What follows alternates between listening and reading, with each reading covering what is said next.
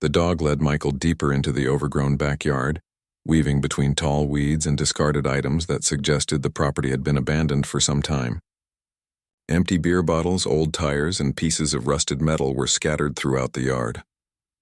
The whimpering grew more intense as they approached a particularly dense thicket of bushes near the back corner of the property. Michael hesitated for a moment, wondering if he should be trespassing on someone else's land. But the dog's urgent behavior convinced him that something was seriously wrong. The animal kept looking back at him with those pleading eyes, as if time was running out for something important. As they reached the bushes, the dog stopped and began pawing at a specific spot. Michael knelt down and carefully pushed aside the thick branches and leaves. What he discovered made his heart skip a beat and his hands begin to tremble. There, wrapped in a dirty pink blanket and barely visible among the vegetation, was a tiny baby. The infant appeared to be no more than a few days old, with pale blue lips and skin that felt cold to the touch. Michael's construction training had included basic first aid, and he immediately recognized the signs of severe hypothermia and dehydration. The baby was barely breathing, each breath so shallow and weak that Michael had to place his ear close to the tiny chest to confirm the child was still alive. Without hesitation, Michael carefully lifted the infant from the makeshift hiding place. The baby weighed almost nothing, and the pink blanket was damp from the morning dew and recent rain. The child's eyes were closed, and there was no crying or movement beyond the faint rise and fall of the small chest. Michael's mind raced as he tried to process what was happening. How long had this baby been out here? Who would abandon an infant in such a place? Why hadn't anyone reported a missing child? The questions swirled through his head, but he knew there was no time for speculation. This baby needed immediate medical attention, and every second counted. He pulled out his cell phone with shaking hands and dialed 911. The dispatcher answered on the second ring, and Michael struggled to keep his voice calm as he explained the situation. He provided the address of the property and stressed the urgent nature of the medical emergency. The dispatcher assured him that paramedics and police were being dispatched immediately. While waiting for help to arrive, Michael carefully cradled the baby against his chest, trying to provide warmth and comfort. He removed his sweatshirt and wrapped it around the child, creating additional layers of insulation. The baby's breathing remained shallow and irregular, but Michael thought he detected a slight improvement in the skin color. The dog that had led him to this discovery sat quietly nearby, watching the scene with intelligent eyes. Michael found himself wondering how long the animal had been guarding this secret and what might have happened if he hadn't decided to take a different route during his morning run. As sirens began to wail in the distance, Michael realized that his quiet Tuesday morning jog had just become the most important run of his life. He had no idea that the next few minutes would set in motion a series of events that would completely transform everything he thought he knew about family, purpose, and the unexpected ways life can change in an instant. The paramedics arrived within minutes, their ambulance followed closely by 2 police cruisers. Michael watched as the emergency medical team took over, working quickly to assess the baby's condition and prepare for transport to the hospital. The lead paramedic, a woman named Jennifer, explained that the infant was in critical condition but still had a chance if they could get to the hospital quickly. Detective Sarah Morgan approached Michael while the medical team worked. She was a seasoned investigator in her late 30s with kind eyes that contrasted with her serious demeanor. She asked Michael to walk her through exactly what had happened, from the moment he first heard the dog whimpering to when he discovered the baby. Michael recounted every detail he could remember, emphasizing how the dog had seemed to deliberately lead him to the hidden infant. Detective Morgan listened carefully, taking notes and asking clarifying questions. She seemed particularly interested in the dog's behavior, and asked Michael if he had ever seen the animal before in the neighborhood. The brown dog sat quietly throughout the questioning, as if understanding the gravity of the situation. Detective Morgan noted that the animal appeared to be well fed and cared for, despite being found as a stray. She made arrangements for animal control to temporarily house the dog, while they investigated its origins and connection to the abandoned baby. As the ambulance departed for Memorial Hospital, Detective Morgan asked Michael if he would be willing to come to the station later to provide a formal statement. She explained that this was clearly a case of child abandonment, and every detail could be crucial in finding whoever was responsible for leaving the baby in such dangerous conditions. Michael agreed, without hesitation, but first asked if he could follow the ambulance to the hospital. Something about finding the baby had created an unexpected connection, and he felt compelled to know whether the infant would survive. Detective Morgan understood his concern and provided him with her card, asking him to call if he remembered any additional details. At Memorial Hospital, Michael found himself pacing in the waiting room while doctors worked to stabilize the baby.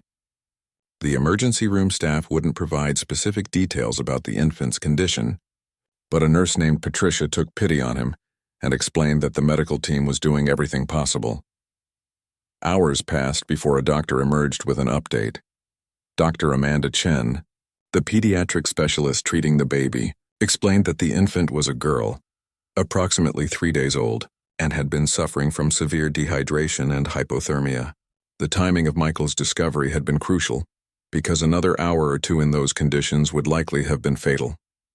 The baby was being kept in the neonatal intensive care unit, where she was slowly being warmed and rehydrated. Dr. Chen mentioned that while the infant's condition was serious, the prognosis was cautiously optimistic. The baby was fighting, showing more responsiveness as her body temperature returned to normal. Michael felt an overwhelming sense of relief mixed with something he couldn't quite identify. He had never considered himself particularly good with children, and his own marriage had been strained partly because he and Sarah had been unable to have kids of their own. Yet something about this tiny fighter had touched something deep inside him.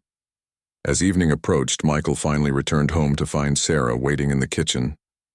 The local news had already picked up the story of the abandoned baby, and Sarah had recognized Michael's name in the reports. For the first time in months, they sat down together and talked seriously about something other than their problems.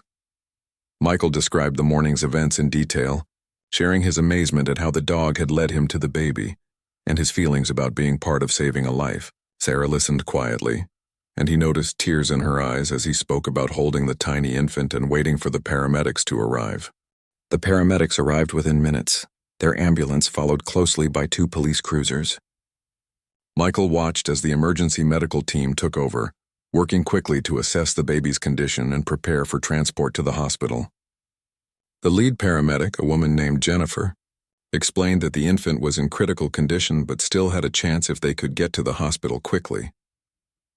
Detective Sarah Morgan approached Michael while the medical team worked. She was a seasoned investigator in her late 30s with kind eyes that contrasted with her serious demeanor. She asked Michael to walk her through exactly what had happened, from the moment he first heard the dog whimpering to when he discovered the baby. Michael recounted every detail he could remember, emphasizing how the dog had seemed to deliberately lead him to the hidden infant. Detective Morgan listened carefully, taking notes and asking clarifying questions. She seemed particularly interested in the dog's behavior, and asked Michael if he had ever seen the animal before in the neighborhood. The brown dog sat quietly throughout the questioning, as if understanding the gravity of the situation. Detective Morgan noted that the animal appeared to be well fed and cared for, despite being found as a stray. She made arrangements for animal control to temporarily house the dog, while they investigated its origins and connection to the abandoned baby.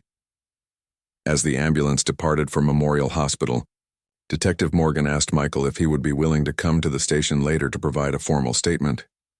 She explained that this was clearly a case of child abandonment, and every detail could be crucial in finding whoever was responsible for leaving the baby in such dangerous conditions.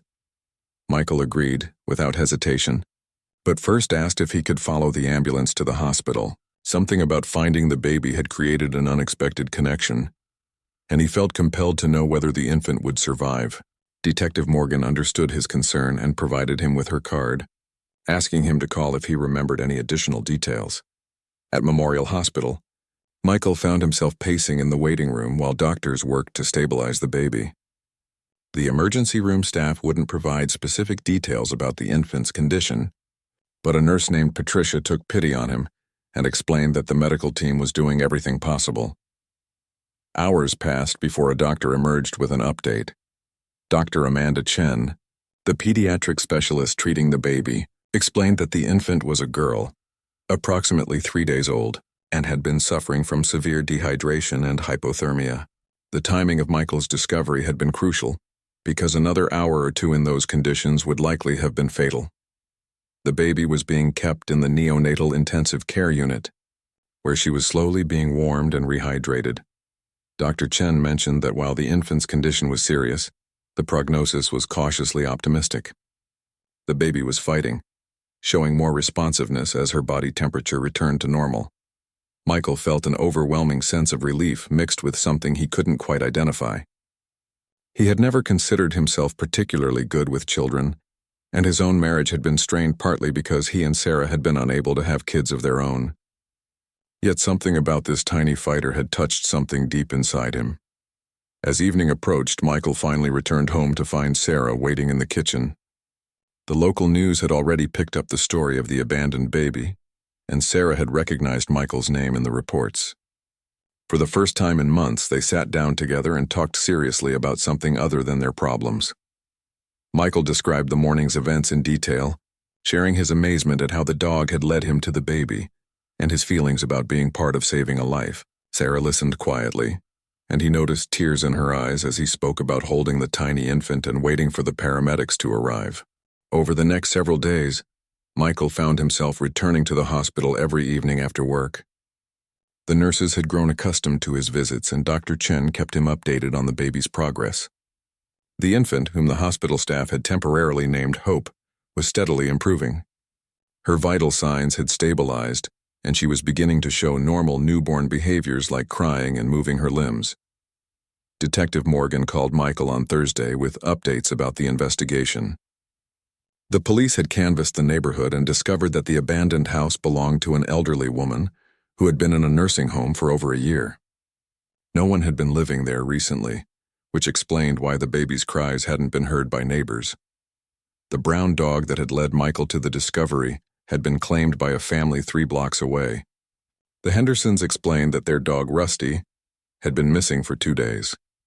They were amazed when Detective Morgan told them about Rusty's role in saving the baby's life. The family decided to bring Rusty to the hospital so Michael could see him again. The reunion between Michael and Rusty was emotional. The dog seemed to remember Michael and approached him with a wagging tail. Mrs. Henderson, tears in her eyes, told Michael that Rusty had never behaved like this before. The dog was typically friendly but not particularly adventurous or independent. His decision to leave the yard and lead a stranger to the hidden baby was completely out of character. Meanwhile, the investigation into the baby's origins continued. Detective Morgan explained that they had found no missing person reports that matched the time frame, and no one had come forward claiming to know anything about the abandoned infant. The case was becoming more mysterious by the day. Dr. Chen informed Michael that Hope would likely be ready for discharge within a week, but the Social Services Department was struggling with placement options. The foster care system was already overwhelmed, and finding a suitable temporary home for a newborn with no known family was proving challenging. That evening, Michael came home to find Sarah sitting at the kitchen table with several printed articles about the case. She had been following the story closely and had even visited the hospital once when Michael wasn't there. Sarah confessed that seeing the baby had stirred emotions she thought she had buried after years of failed fertility treatments. The conversation that followed was the most honest they had shared in years. Sarah admitted that she had been pulling away from their marriage partly because she felt like a failure for not being able to give Michael children. Michael, in turn, shared that he had never blamed her and that his own fears about fatherhood had sometimes made him seem distant and unsupportive.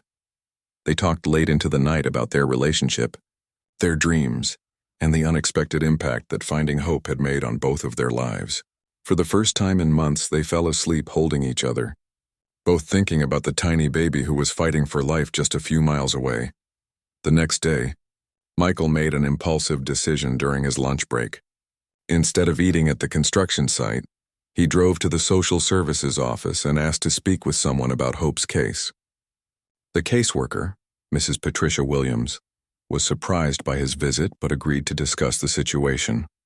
Mrs. Williams explained that they were looking for emergency foster families, but the process typically required extensive background checks, home visits, and training that could take weeks or months to complete. However, she mentioned that in exceptional circumstances, temporary emergency placements could sometimes be expedited, especially when the prospective Foster parents had a direct connection to the case. Michael left the social services office with a stack of paperwork and a head full of possibilities he had never seriously considered before. The idea of fostering Hope seemed both terrifying and absolutely right. He knew he needed to discuss this with Sarah before taking any further steps, but something deep inside him felt like this might be exactly what their struggling marriage and empty house needed. When Michael arrived home that evening with the foster care paperwork, Sarah was in the kitchen preparing dinner. He set the documents on the counter and carefully explained his conversation with Mrs. Williams. Sarah's initial reaction was shock, followed by a mixture of excitement and fear that mirrored Michael's own emotions. They spent the weekend researching foster care requirements and discussing the enormous responsibility they would be taking on. Sarah contacted her sister Maria, who had 3 children and could provide practical advice about caring for a newborn. Maria was supportive but urged them to think carefully about the emotional challenges they might face if Hope was eventually reunited with biological family or placed for adoption. On Monday morning, Michael and Sarah visited Hope together at the hospital. Sarah had been hesitant about getting too attached, but the moment she held the tiny baby, her reservations began to melt away. Hope had grown stronger over the past week. Her eyes were more alert and she responded to voices and gentle touches. Dr. Chen pulled them aside to discuss Hope's medical needs. The baby would require regular checkups and some ongoing monitoring, but her recovery had been remarkable. The doctor mentioned that having consistent, loving caregivers during the next few weeks would be crucial for Hope's continued development and emotional well-being.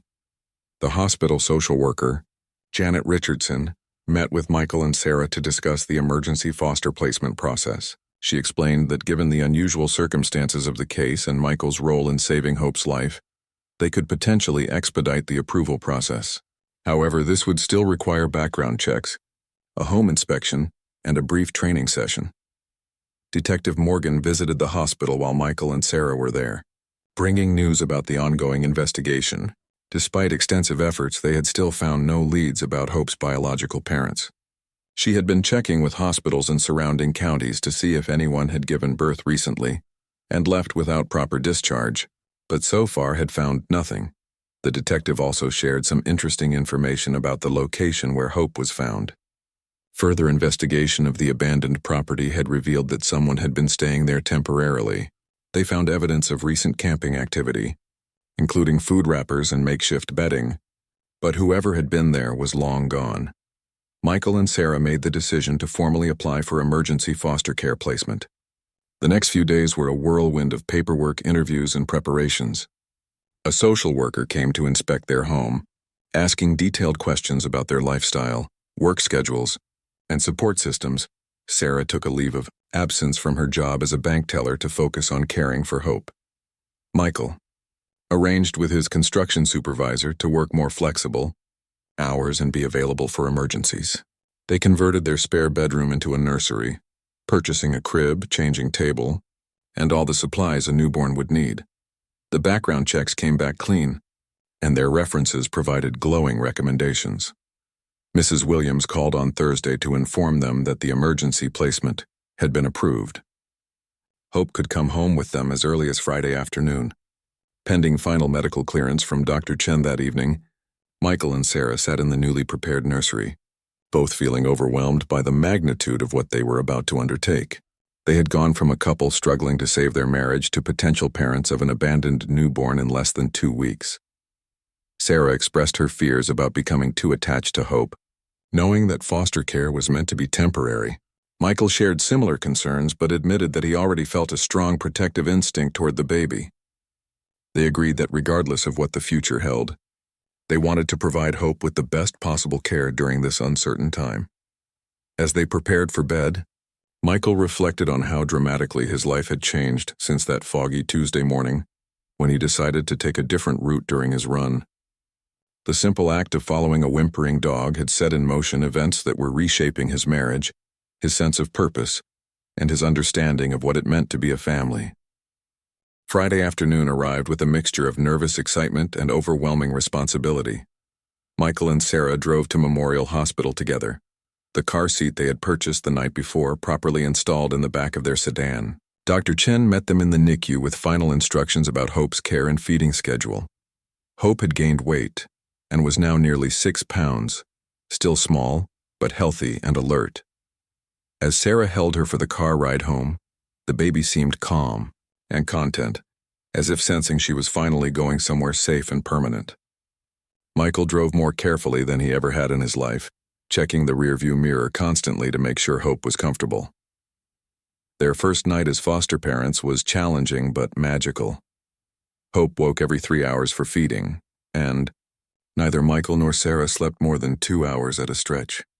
Yet every time the baby opened her eyes or made small sounds, they felt a surge of protective love that surprised them both with its intensity.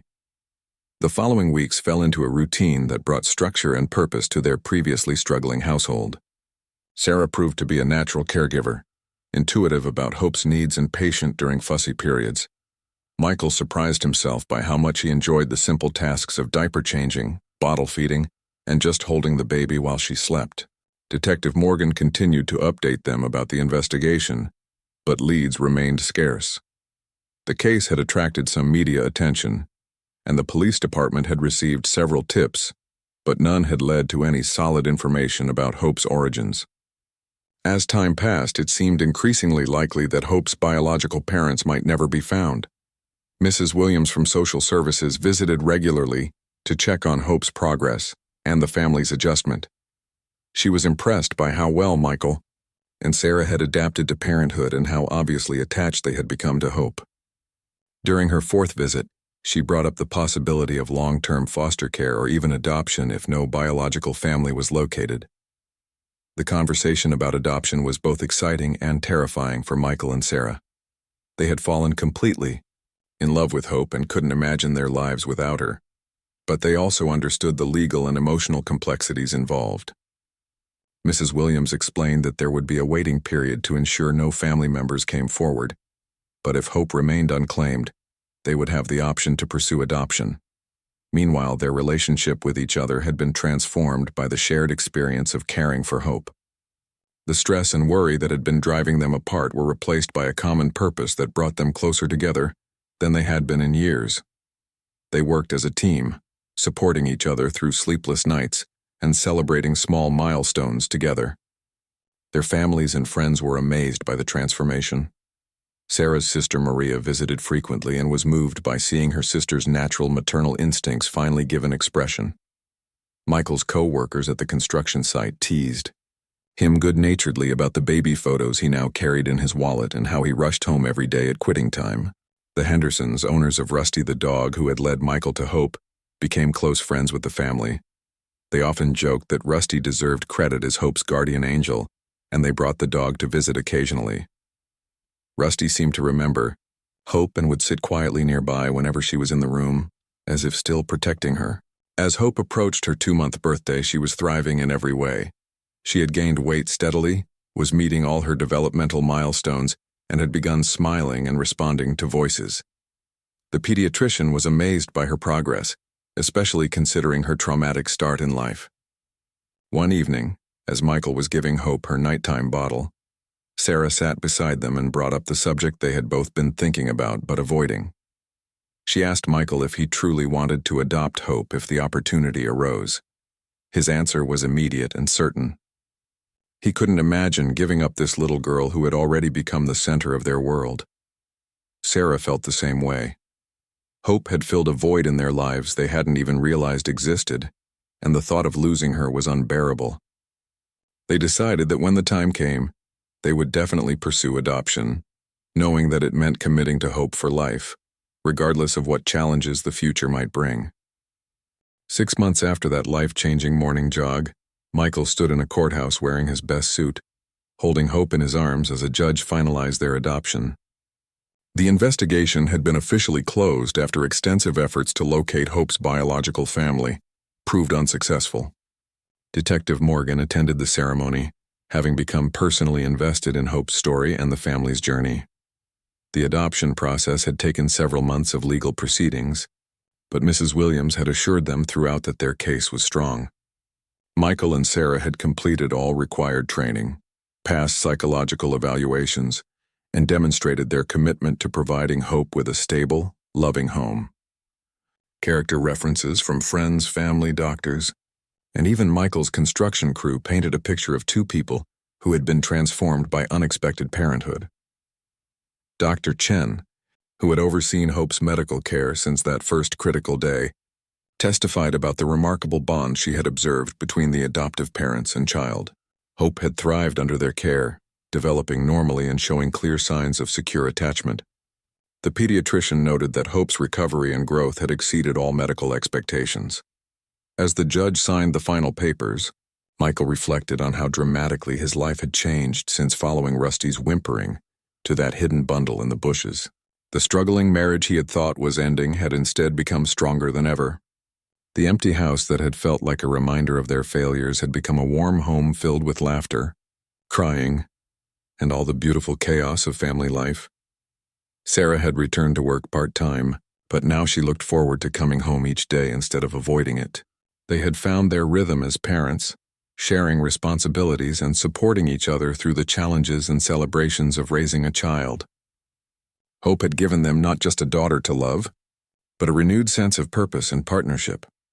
The local newspaper had followed Hope's story from the beginning, and the adoption finalization made front-page news. The article featured a photo of Michael, Sarah, and Hope outside the courthouse, with a smaller image of Rusty, who had become something of a local celebrity.